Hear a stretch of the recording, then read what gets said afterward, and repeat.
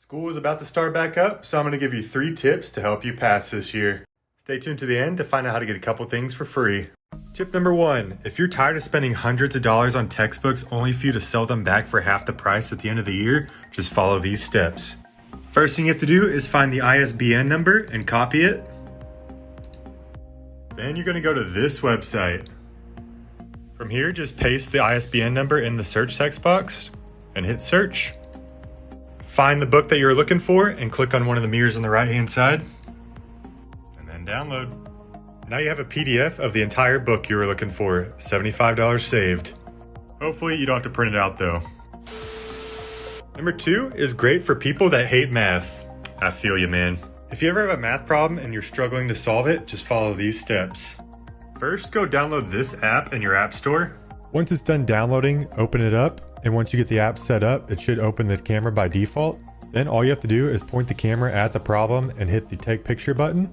It'll then scan your problem and give you all the steps to solve that problem, including the answer. You can tap through to see each step and how it's performed. And it'll also give you a graph of the problem.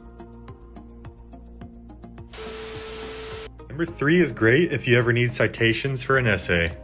So whenever you're done writing your essay and you need to start doing your citations, just go download this extension in the Chrome store. And now all you have to do is find your sources. We'll just click a random one.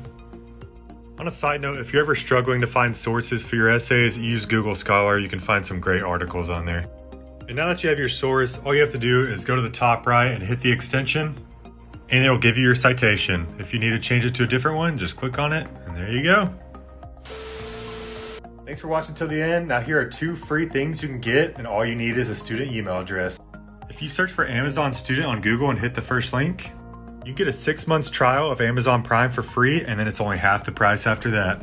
You can also get Office 365 for free on Microsoft's website, and all you have to do is enter in your email address. Thanks for watching, and we out.